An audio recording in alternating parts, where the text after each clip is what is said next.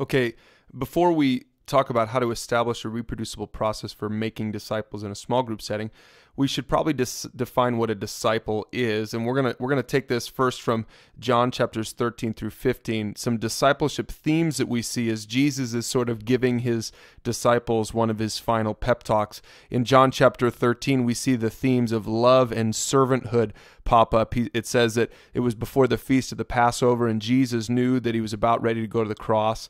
And it says that he had loved his own who were in the world, and he loved them to the end. So we see that part of discipleship is being loved by God and loving God, being in relationship with him. And then a little bit further down in John chapter 13, he's saying to his disciples, he makes it clear, a new commandment I give to you, that you love one another just as I have loved you. You also are to love one another, because by this all people will know that you are my disciples, if you love one another. And so we see this theme of love, and then also serving, because this is what he did, is he washed their feet as an example of serving them. So he was telling them what love results in naturally.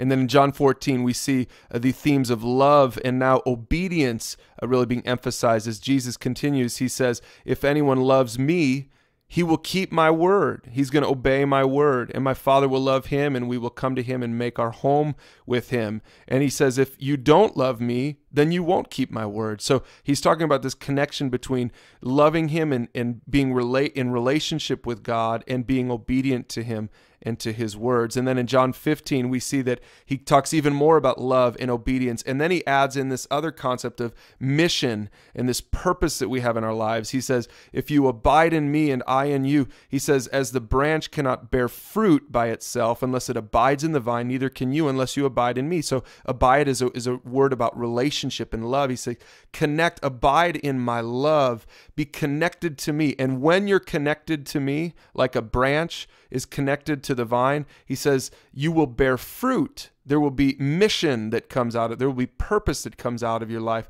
And then he says this in verse 8, by this my Father is glorified, that you bear much fruit. And in this way, you're going to prove to be my disciples.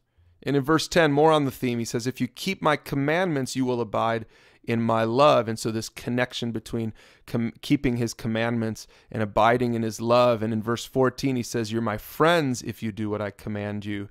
And then he says, you didn't choose me, but I chose you and appointed you to go and bear fruit. So we see this theme of mission again. So we see all these themes popping up all throughout John chapters 13 through 15. And then at the end, he says this again, he just resonating with what he said in chapter 13. He says, I'm commanding you these things so that you will love one another. So he's saying it's not just about you loving me and being connected to me, because Jesus was about ready to leave. He said it's also about you loving each other and letting the world know that you're my disciples by your love for one another. And so if we take all of these things, all these themes, and we put some simpler words on all of them, a wholehearted disciple is someone who does three things.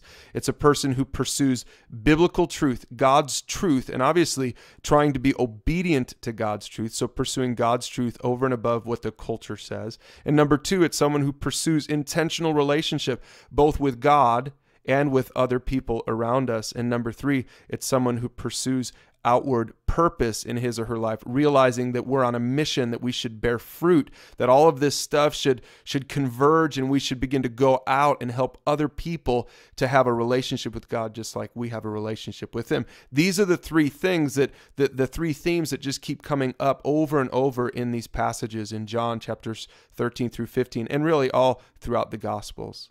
And then there's one more thing we notice that comes out of this. John 15:11 tells us the result of this kind of living, this kind of discipleship, and the result is joy. He says this, I've spoken these things to you, disciples, that my joy may be in you and that your joy may be full. In other words, he's saying, if you don't learn how to pursue these three things in relationship with me, which is what discipleship is about, then your joy will never be full.